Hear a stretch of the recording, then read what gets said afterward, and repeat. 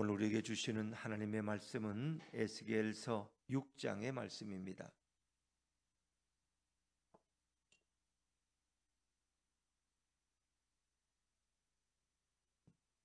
구약성경 1156쪽 에스겔서 6장 1절부터 14절까지 말씀입니다. 저와 여러분이 한 절씩 교독하겠습니다. 여호와의 말씀이 내게 임하여 이르시되 인자야 너는 이스라엘 산을 향하여 그들에게 예언하여 이르기를 이스라엘 산들아 주 여호와의 말씀을 들으라. 주 여호와께서 산과 언덕과 시내와 골짜기를 향하여 이같이 말씀하시기를 나 곧 내가 칼이 너희에게 임하게 하여 너희 산당을 멸하리니 너희 제단들이 황폐하고 분향 제단들이 깨트려질 것이며 너희가 죽임을 당하여 너희 우상 앞에 엎드러지게 할 것이라. 이스라엘 자손의 시체를 그 우상 앞에 두며 너희 해골을 너희 제단 사방에 흩으리라. 내가 너희가 거주하는 모든 소금이 사막이 되게 하며 산당을 황폐하게 하리니 이는 너희 제단이 깨어지고 황폐하며 너희 우상들이 깨어져 없어지며 너희 분향 제단들이 찍히며 너희가 만든 것이 폐하여지며 또 너희가 죽임을 당하여 엎드러지게 하여 내가 여호와인 줄을 너희가 알게 하려 함이라. 그러나 너희가 여러 나라에 흩어질 때에 내가 너희 중에서 칼을 피하여 이방인들 중에 살아남은 자가 있게 할지라.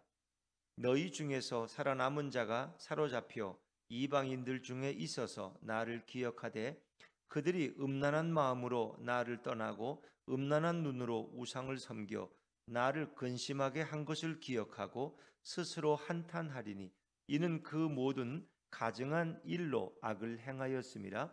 그때야 그들이 나를 여호와인 줄 알리라. 내가 이런 재앙을 그들에게 내리겠다 한 말이 헛되지 아니하리라.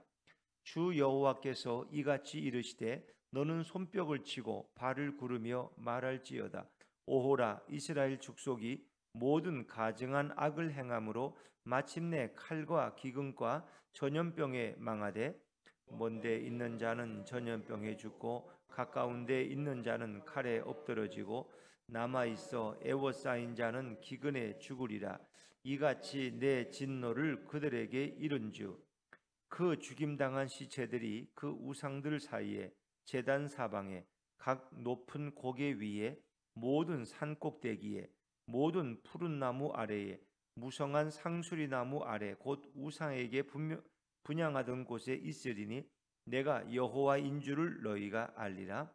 내가 내 손을 그들의 위에 펴서 그가 사는 온 땅 곧 광야에서부터 디블라까지 황량하고 황폐하게 하리니 내가 여호와인 줄을 그들이 알리라. 아멘. 할렐루야. 네, 주님의 은혜가 우리 모두에게 함께하기를 간절히 바랍니다. 에스겔 6장은 계속해서 에스겔을 통해서 말씀하시는 하나님의 음성이 들려지고 있습니다. 몇 번 강조드리지만은 아직 예루살렘은 완전히 파괴된 것이 아닙니다. 1차, 2차 포로로 끌려간 사람 중에 에스겔이 2차 포로로 끌려가서 그런 바벨론 땅에서 포로로 끌려온 사람들을 향하여 또 아직 예루살렘에 그 성에 남아있는 사람들을 향해서 하나님의 말씀을 전하는 것입니다. 그리고 에레미야는 아직도 시드기야의 통치하에서 예루살렘 성 안에서 예언 활동을 하고 있다는 것을 여러분이 생각하시면 됩니다. 그래서 이런 이제 구약의 예언서를 보면서 느끼는 게 우리가 예수님의 생애를 기록한 공관복음서를 보면은 마태, 마가, 누가 또 사복음서는 요한복음까지 다 거기가 예수님의 생애와 말씀을 기록하고 있거든요. 근데 한 사람만 기록하면 될 텐데 왜 이렇게 네 명이까지 기록하지? 그 중복되는 것도 있고 다른 것도 있고. 근데 그것은 하나님의 말씀이 더 진실한 것을 의미하는 거예요.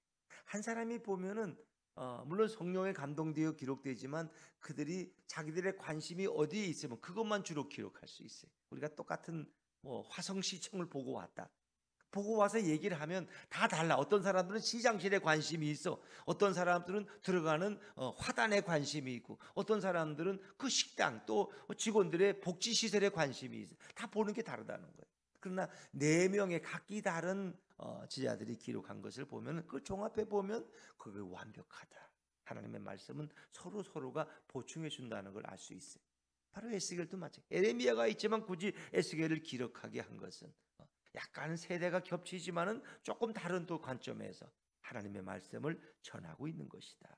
에레미야는 뭐 바벨론 땅에 가진 않았어요. 에스겔은 바벨론 땅에 가서 거기서 복음을 증거하고 있는 그런 우리는 살아있는 선지자의 모습을 보게 됩니다. 근데 하나님께서 이스라엘 백성들에 대해서 가장 많이 지적하는 것이 뭐냐? 우상 숭배입니다. 그들이 하나님에 의해 다른 거짓된 신을 섬기는 것을 하나님이 가장 강력하게 경고하고, 또 그것이 심판의 이유가 됨을 분명하게 말씀하셔요. 그래서 그 우상들을 하나님께서 다 땅에서 제거해 버리시겠다 말씀하는 거죠. 이스라엘 백성의 우리가 어원을 따져보면은 근원을 따져보면 그들은 하나님의 백성으로 부름받은 거예요. 창세기 12장에 보면 하나님께서 아브라함에게 맹세하시고 언약을 하세요. 내가 너의 후손들을 축복해 주겠다는 거예요. 그래서 그들이 바닷가의 모래알처럼 하늘의 별처럼 번성케 할 것이다. 이게 아브라함과 하나님과의 언약이에요. 그래서 그들은 특별한 선택받은 민족으로 아브라함의 후손 가운데서 그들의 역사가 시작되는 거예요. 또 창세기 17장에 보면 그들은 이방 민족 가운데서 구별된 백성들이라고 하나님이 말씀하셔요. 그리고 이제 그 후에 출애굽기의 역사를 보면은 하나님께서 그들에게 율법을 주셔요. 율례라고 부르는 율법을 주셔서 다른 민족과는 살아가는 원리가 다른 거예요. 하나님의 말씀을 늘 담고 살아가야 돼. 또 그것만 아니에요. 그들에게는 제사 제도를 주셔요. 이렇게 나에게 제사하라, 예배하라는 것, 쉽게 말하면 예배하는 방법을 알려주셔요. 그것만 아니에요. 그들에게 성막의 모형을 알려주셔요. 그래서 너희들은 이렇게 성막을 짓고 여기 나와서 나를 만날 수 있다는 거예요. 그것은 성소와 지성소로 구분되어 있어요. 이 모든 것은 하나님이 이스라엘 백성이 하나님 앞에 나와 예배하고 하나님을 만나는 방법을 다 알려주셨어요. 이게 얼마나 친절하세요. 그래서 너희는 구별된 백성으로 살아야 된다는 거예요.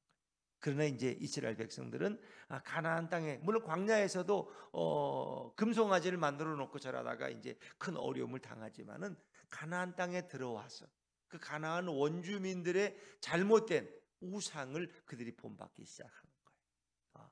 그래서 그거 지금 우상이라는 것은 자기 욕망의 투사라는 거예요. 자기 욕망 속에 뭐 이렇게 돈을 많이 벌고 싶다, 그런 사람들은 당연히 물질의 신인, 이런 이런 신에게, 아세라 신에게, 바알 신에게 이렇게 마음이 더 가는 거예요.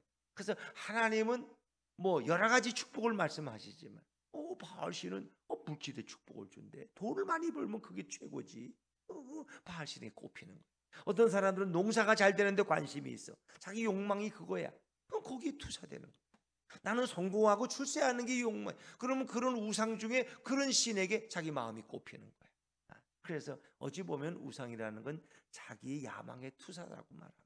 그러나 하여튼 이방 땅에는 다양한 종류의 인간의 그 야망을 성취해 줄 수 있는 그런 신들이 많다는, 거짓 신들이. 거기를 인간들이 따라간다는 거죠. 결국 그래서 그들은 하나님을 외면하고 하나님도 섬기면서 또 우상에게 더 마음을 많이 주는 거예요. 쉽게 말하면, 부부관계로 말하면 자기 남편과도 같이 살면서 사실은 더 많은 시간을 저 외간 남자와 보내고 있다는 거예요. 더 진짜 사랑은 외간 남자와 하고, 남편은 그냥 결혼했으니까 사는 거고, 이런다면 하나님이 근심하지 않겠어요? 오늘 본문에 보면 하나님이 그들 때문에 근심했다. 그건 음란이야, 음행이야. 자기 사랑하는 아내와 남편을 두고 다른 사람에게 더 마음을 뺏긴다고. 물론 뭐 잠깐 실수할 수는 있겠죠. 한눈 팔 수도 있고 또 돌아오잖아요. 그런데 그들은 그게 아니에요. 돌아오질 않았어. 심지어 나중에는 여호와의 성전에 바알 신과 아세라 신당들을 세워놓고 거기서 하나님도 섬기고 바알도 섬기고 이런 일들을 해왔다는 거죠. 하나님이 거기에 대해서 가장 강력하게 심판의 이유를 설명하십니다. 자, 우리 2절, 3절 말씀으로 한번 넘어가 보시죠. 6장 2절과 3절. 이제 에스겔에게 하나님의 말씀이 임했는데 어떤 말씀이냐? 자, 2절과 3절입니다. 시작. 이르길 인자야 너는 이스라엘 산을 향하여 그들에게 예언하여 이르기를 이스라엘 산들아 주 여호와의 말씀을 들으라.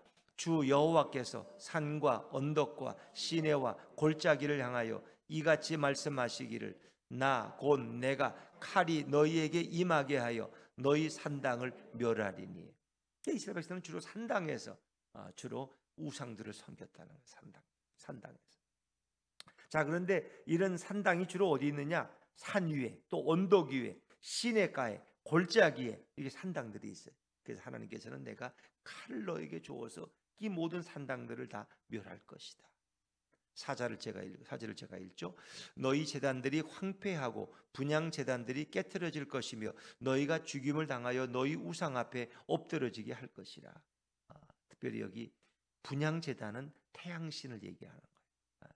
이 바알신도 어찌 보면 태양신이에요. 왜? 태양이 비춰야지 그들에게 농사가 잘 되고 풍요를 거둘 수 있거든. 이런 모든 것들을 다 깨트리시겠다는 거예요. 그리고 너희도 죽음을 당해서 그 우상 앞에 엎드려 그 우상과 함께 너희도 인생을 종말을 고할 것이다. 너희가 그렇게 좋아하는 우상 앞에서 너희는 죽어서 시체가 돼서 누부러질 것이다 하는 거죠. 5절, 6절도 마찬가지. 계속되는 우상에 대한 하나님의 심판, 그리고 이스라엘 백성들이 그 우상 앞에서 어떻게 비참하게 되는가를 말씀하시죠. 자, 5절과 6절을 같이 읽습니다. 5절과 6절 시작. 이스라엘 자손의 시체를 그 우상 앞에 두며 너희 해골을 너희 제단 사방에 흩으리라. 내가 너희가 거주하는 모든 성읍이 사막이 되게 하며 산당을 황폐하게 하리니 이는 너희 제단이 깨어지고 황폐하며 너희 우상들이 깨어져 없어지며 너희 분향 제단들이 찍히며 너희가 만든 것이 패하여지며 7절에 보니까 또 너희가 죽임을 당하여 엎드러지게 하여 내가 여호와인 줄을 너희가 알게 하려 함이라. 이제 이런 일을 당해야 그때서야 여호와가 어떤 분인지를 우리가 하나님만을 섬겨야 되는데 우상에게 한눈을 팔다가 그냥 선지자들이 거짓 선지자들이 또 바알 하나님이 저기 더 있다고 또 아세라 하나님도 있고 몰록 하나님도 계시니까 거기 가서도 또 그모스 하나님도 있다고 모압 땅에서 오신 분인데 이러면서 얘기하니까 거짓 선지자들이 또 타락한 왕들이 그렇게 말하니까 백성들은 그렇게 따라가는 거예요. 그냥 따라가는 거예요. 그런데 이제 하나님은 내가 여호와인 줄 너희가 알게 하려 함이라. 너희가 죽임을 당하여 엎드러지게 하여. 그러니까 사람은 죽임을 당하고 엎드러져야 그때서야 깨닫는 게 있다. 이게 소중한 건 잘 못 깨달아. 가정이 얼마나 소중한 거는 가정이 깨어져 봐야. 건강이 얼마나 소중한 거는 건강을 잃어봐야. 하나님 앞에 나와 건강한 몸으로 새벽 제단을 쌓고 주일 예배 드리는 게 얼마나 행복한가는 예배 드릴 수 없는 상황에 처해봐야 알아. 그래서 우리는 이미 3년 동안 코로나를 통해 경험했잖아. 예배 드릴 수. 어른들이 아이들 손잡고 우리 교회 가자. 오늘 예배 드리는 날이야. 근데 뭐 아이들이고 어른들이고 교회를 못 가니까 교회는 문 닫아다 걸고 오지 말라 그러고, 노란 줄 쳐져 있고. 그러니까 뭐 애들은 집에서 예배 드리는데 제대로 예배가 되나 그게? 다 그런 때는 하나님 앞에 나가서 예배 드리는 게 얼마나 소중한 거야. 근데 사람들은 곧 잊어버려. 코로나가 지나가고 이제는 자유롭게 예배 드리는데 이제는 예배보다 다른 게 또 더 중요해. 뭐 맨날 예배만 드리나 주일날 좀 놀기도 하고 갈 때도 가고 그러는 거지 다. 다 가면서 영상 예배도 드리면 그것도 예배지 뭐 그건 예배 아닌가 또 이런 생각. 그러니까 사람들은 자꾸 이렇게 열버져. 믿음이 열버지고 자꾸 핑계를 찾고 구실을 찾아요. 그러면서 점점 나중에는 그게 다 영상 예배 드리던 분들 얘기가 다 그렇지 않습니까? 처음에는 다 양복 갖춰 입고 이렇게 예배 드렸대 온 가족이. 그러다가 한 달 지나니까 야 넥타이는 뭐하러 매냐? 반바지 입고 그냥. 그다음에 뭐 세수는 뭐하냐? 그냥 예배 드리면 되지. 그러다가 또 전화 오면 전화 받으러 나가고 화장실도 갔다 오고 예배가 안 되는 거야. 죽도 밥도 안 되는 거야. 이게 무슨 예배야? 애들은 게임하고 있고 오락기 돌리고 있고 뭐 예배가 아니야. 뭐 누가 인정해줘 도장 찍어주는 것도 아니고. 그래서 결국 이런 예배 드릴 바에는 우리 드리지 말자. 그냥 안 드리는 게 낫겠다. 많은 이제 교회들이 아직도 코로나가 끝나고 특히 젊은 부부들이 교회에 복귀하지 않는, 그래서 뭐 영상 예배를 드리는지 어떤지 모르지만은 참 이게 우리의 고민이. 근데 그때는 또 대학 교수들과 유명한 대형교회 목사들이 와가지고 여러분 가정에서 드리는 영상 예배도 하나님이 받으신다고 그렇게 강조를 많이 했어. 전혀 교회 나오시지 마시고 집에서 예배 드려도 아무 문제가 없다고, 하나님 다 받으신다고. 근데 그것이 우리 마음과 정성과 목숨을 다한 예배가 아니야. 인간 편의주의 드라마 보듯이 그냥 그렇게 누워서 예배 드리는 게 진정한 예배일 수 있겠나? 왜? 예배라는 것은 내 마음과 몸을 드리는 것 같아. 요즘 이제 어떤 목사님 와서 그런 얘기. 요즘은 캐톨릭이 더 많이 이렇게 많이 모인다고, 이제 신부를 만나는데 자랑하더라는 거야. 코로나 때보다 더 많이 모인데 어떤 성당은 왜 그러냐 그러니까 그 사람들은 성찬을 해야지 그게 예배야. 성찬을 안 하면 예배가 아니야. 그 사람들은 설교는 졸아도 성찬을 받으러 나온다는 거야. 그게 예배야. 근데 우리 이제 기독교는 이제 성찬보다도 말씀을 더 중요하게 여기다 보니까 집에서도 말씀 들으면 되지 뭐. 그래. 그것도 일리가 있다.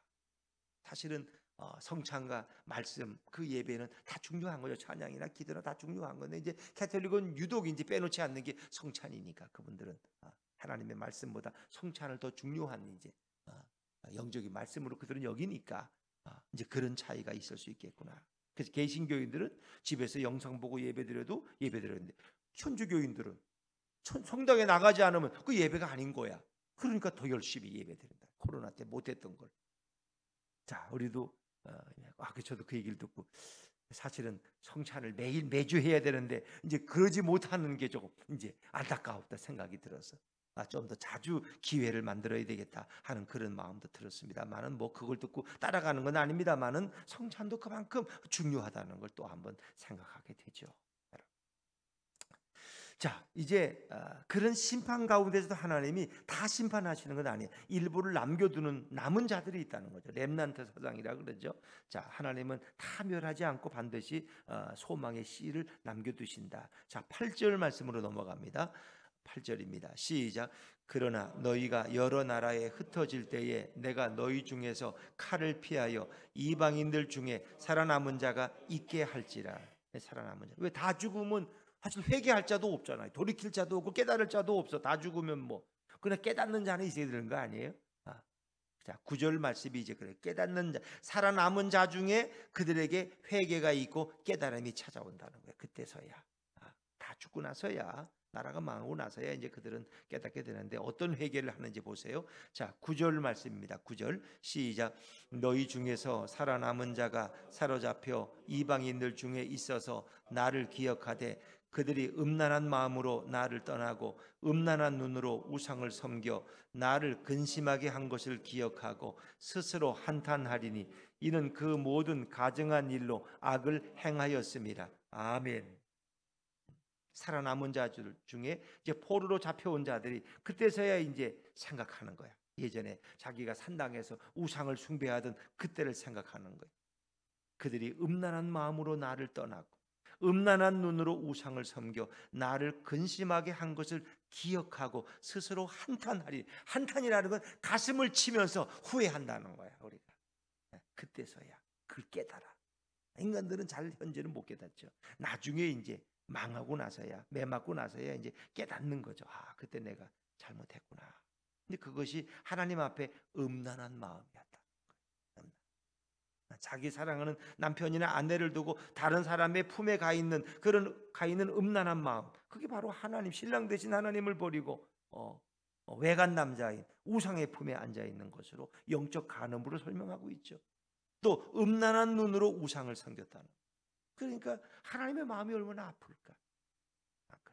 우리가 호세아서에 보면은 호세아가 고멜이라는 부인인데 고멜이 툭하면 집을 나가 다른 남자의 품에 안기고 가서 매운굴에 가서 이런 창녀의 일을 하고 그걸 바라보는 호세아의 마음이 얼마나 괴로웠을까.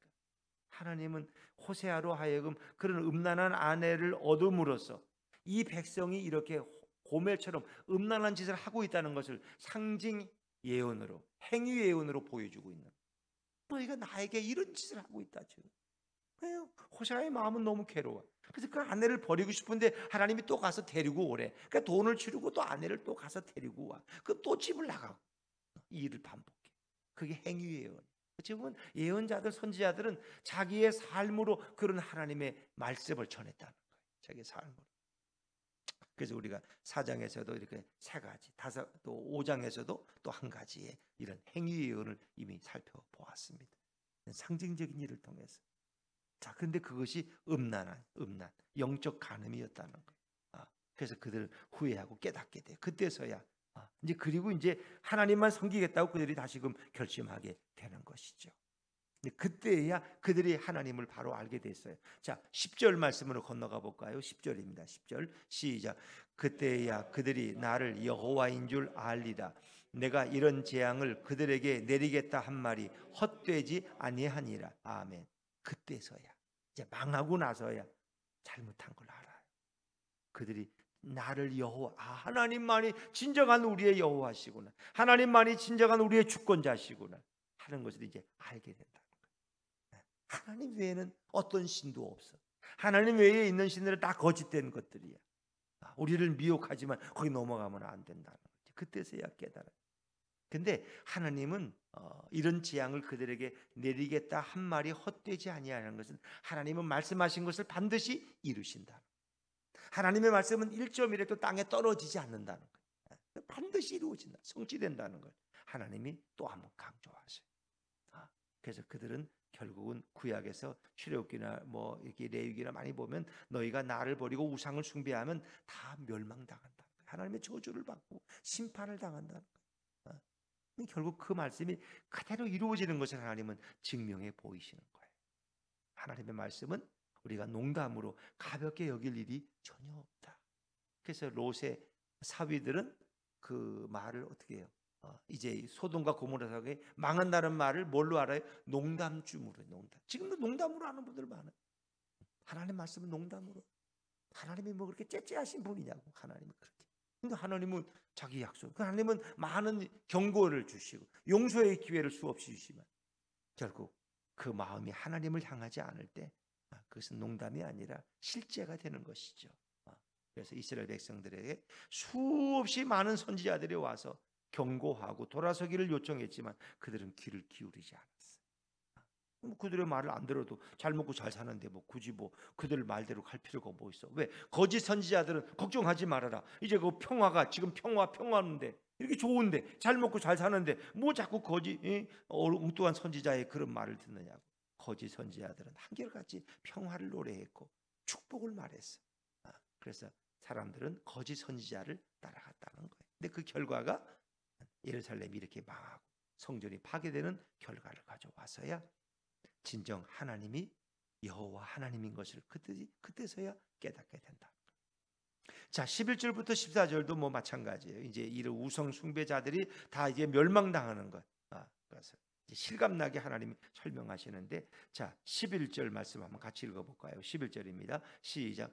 주 여호와께서 이같이 이르시되 너는 손뼉을 치고 발을 구르며 말할지어다. 오호라, 이스라엘 족속이 모든 가증한 악을 행함으로 마침내 칼과 기근과 전염병에 망하되. 근데 그냥 예언하는 게 아니야. 에스겔에게 너는 손뼉을 치며 발을 구르며 말하라. 실감나게 말하라. 실감나게. 이 하나님의 말씀이 이렇게 실감나게 이루어지는 것을 한번 너의 행위로 보여주면서 예언하라는 거예요. 12절에 먼데 있는 자는 전염병에 죽고 가까운 데 있는 자는 칼에 엎드러지고 남아있어 애워싸인 자는 기근에 죽으리라. 이같이 내 진노를 그들에게 이룬즉. 하나님이 진노를 쏟아놓으셨는데 먼데 있다는 것은 예루살렘 성 안에는 칼로 다 죽고, 그리고 도망간 자들은 전염병에 걸려 죽고, 그리고 남아있어 애워싸인 자는 기근에 굶어서 죽고, 이렇게. 그래서 꼭 그 3종 세트, 온역, 전염병이죠, 전쟁, 칼이죠, 굶주림, 기근이죠. 하나님은 이 세 가지를 지금까지도 하나님은 사용하시고 계십니다. 코로나, 뭐 전염병이죠, 온역이죠, 전쟁, 칼에 많은 사람이 죽어가죠, 기근, 지금도 기근으로 인해서 얼마나 많이, 또 어떨 때 기근이 또 반대가 되면 또 물이 너무 넘쳐가지고 또 물에 수장되고, 이런 일들이 역사 속엔 계속 반복되고 있죠. 그래서 그 시체들이 이루말할 수가 없어요. 자, 13절 말씀을 또 한번 읽죠. 13절입니다. 시작. 그 죽임당한 시체들이 그 우상들 사이에 제단 사방에 각 높은 고개 위에 모든 산꼭대기에 모든 푸른 나무 아래에 무성한 상수리 나무 아래 곧 우상에게 분향하던 곳에 있으리니 내가 여호와인 줄을 너희가 알리라. 그러나 죽은 사람은 몰라. 살아있는 남아있는 자들 소수의 사람들이 그걸 깨닫는 것. 그 죽임당한 시체들이 어디에 제단 사방에 널브러져 있고 그 산당이 있던 고개 위에 산꼭대기 푸른 나무, 이 푸른 나무 또 무성한 상수리 나무, 주로 그들은 산당을 푸른 나무 아래 상수리 나무 아래 뒀다는 거예요. 그건 왜? 이 푸른 나무나 상수리 나무는 아주 숲이 울창하거든. 그러니까 우상에게 오면 이렇게 울창하고 번영한다는 거야. 이 번영 신학이야. 너희들은 아주 잘 살고 복받고 건강하고 부족한 게 하나도 없고 다 잘 된다는 거야. 이게 우상들이 주는 유혹이야. 그래서 그들은 주로 상수리 나무 아래 산당을 만들고 아주 잎이 푸른 나무 아래 뒀다는 거예요. 근데 거기서 다 시체들이 널브러져 있다. 그러면서 그들이 내가 여호와인 줄을 너희가 알리라. 죽은 자들은 몰라요. 뭐 죽는 순간이라도 깨달았으면 다행이고 남아있는 자들이 그 광경을 보면서 우리가 하나님을 떠난 게 이렇게 잘못된 거구나. 하나님의 율법을 버리고 하나님 앞에 바르게 예배하지 않고 우상에게 숭배하고 우리 마음을 하나님께만 드리지 않고 우상에게 드렸던 것이 얼마나 잘못된 것인가. 그러니까 하나님보다 세상을 더 사랑하는 것, 그 우상이죠. 하나님보다 더 사랑하는 거 있으면 그게 다 우상의 투사라고 할 수 있겠죠. 자, 14절도 마찬가지예요. 14절 말씀도 마지막 같이 읽습니다. 시작. 내가 내 손을 그들의 위에 펴서 그가 사는 온 땅 곧 광야에서부터 디볼라까지 황량하고 황폐하게 하리니 내가 여호와인 줄을 그들이 알리라. 아멘.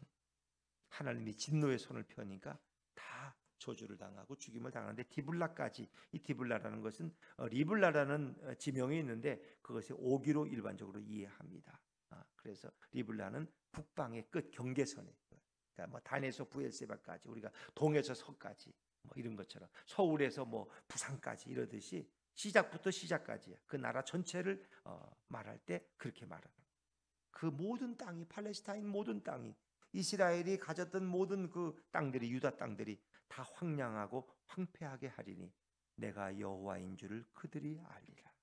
하나님 계속 강조하는 게 이거죠. 7절에서 10절에서 13절에서 14절에서 내가 여호와인 줄을 그들이 알리라. 10절에 그때야 그들이 나를 여호와인 줄 알리라. 하나님이 원하시는 건 너희가 나를 바로 알으라는 거예요. 내가 어떤 자인지, 내가 창조주 하나님이고, 내가 주권자임을, 내가 온 우주의 경영자임을, 내가 알파와 오메가임을 너희가 좀 바로 알아라. 나는 복을 줄 수도 있고 재앙과 심판을 줄 수도 있는 자임을 너희가 알라는 거예요. 나는 너에게 기근을 줄 수도 있고 온역을 줄 수도 있고 전쟁을 줄 수도 있고 물폭탄을 줄 수 있는 자임을 너희가 좀 알으라는 거예요. 그걸 모른다는 거예요. 그래서 7절, 10절, 13절, 14절에 계속 내가 여호와인 줄 너희가 알리라. 결국 심판을 통해서 매를 맞고 망하고 나서야 그들이 그러나도 깨닫으면 다행이죠. 남은 자들은 그 다음에 회개하고 바로 살려고 애쓰다가 다시 예루살렘으로 돌아오게 돼서 다시 새로운 나라를 세우게 되지 않습니까? 오늘 하나님의 탄식, 하나님의 근심은 무엇입니까? 호세아 4장 6절에 보니까 내 백성이 지식이 없으로 망한다. 뭐 세상 지식이 없어 망하는 게 아니고 여호와에 관한 지식이 없다는 거예요. 예수님에 관한 지식이 없다는 거예요. 나는 성경 지식이 어떤 분은 막 넘쳐, 뭐 성경 퀴즈 되면 1등해. 근데 예수가 누군지 몰라. 하나님 두려운 것을 몰라. 그러면 그런 성경 지식을 그저 외우고만 있는 것이지 하나님이 어떤 분인지, 예수가 누군지를 몰라. 호세아 6장 3절에 보니까 그럼 우리가 여호와를 알자, 힘써 여호와를 알자. 나는 번제보다 하나님을 아는 것을 원하노라. 하나님을 알아요. 하나님을 안다는 사람은 예수 그리스도를 바로 알아. 왜? 하나님이 인간의 몸을 입고 이 땅에 자신을 계시하신 분이 예수 그리스도. 하나님이 인간의 몸을 입고 이 땅에 오신 분이 예수 그리스도. 예수님을 아는 것이 하나님을 바로 아는 거예요. 그렇습니다. 하나님이 누구신지 바로 모르면 신앙생활을 평생을 목사로 살아도 나중에 죽을 때 엉뚱한 말. 그건 하나님이 누군지 모르면 추한 모습을 보이고 돈 몇 푼 때문에, 욕심 때문에, 야망 때문에 교회를 어지럽히고 분열시키고 쌈판을 만들어 놓고 자기는 은퇴한다. 여러분, 그게 하나님을 아는 사람이 하는 일이에요? 그 예수님 아는 사람이 하는 일이에요? 자식들도 마찬가지예요. 부모의 은혜를 진짜 아는 사람들은 부모 앞에서 싸움하지 않아요. 물질 때문에 다투지 않아요. 왜? 그러면 부모의 마음이 얼마나, 그걸 아는 사람, 모르는 사람, 돈 앞에는 부모도 없고 형제도 없고 그냥 다 칼부림이 나고 재판에 나가고, 그건 진짜 부모의 은혜도 모르는 거고. 더구나 하나님을 모르는 사람이 똑같은 일을 반복해. 돈 몇 푼 때 싸움을 일으키고 교회를 분열시키고 교회를 깨트리고 세상에 손가락질 받게, 그런 일들이 한국교회 얼마나 비일비재하게 일어나. 특별히 대형 교회들이 그런 일에 아주 앞장서고 있어. 늘 그런. 그건 왜? 예수를 모르기 때문에. 이 땅에서 좀 적게 받으면 천국에 가서 하나님이 더 많이 갚아주실 텐데, 뭐 천국을 아는 사람이라면 뭐 세상에서 그렇게 얻는 게 중요해요? 세상에서 그게 그렇게 중요해요? 하나님 나라 가면 몇백 배 보상받고 하나님 축복하실 텐데. 근데 하나님을 몰라. 예수를 모르기 때문에 똑같은 짓을 반복하고. 그러니까 다른 것보다 여호와를 아는 것이 제일 중요해요. 예수 그리스도를 아는 것이 제일 중요합니다. 여러분이 다른 것은 몰라, 세상의 지식은 몰라도, 명품의 이름은 몰라도 예수님에 관해서는 철저하게 너무나 잘 알고 그분을 마음에 모시고 그분과 동행하는 복된 성도들이 다 되시기를 주의 이름으로 축원합니다.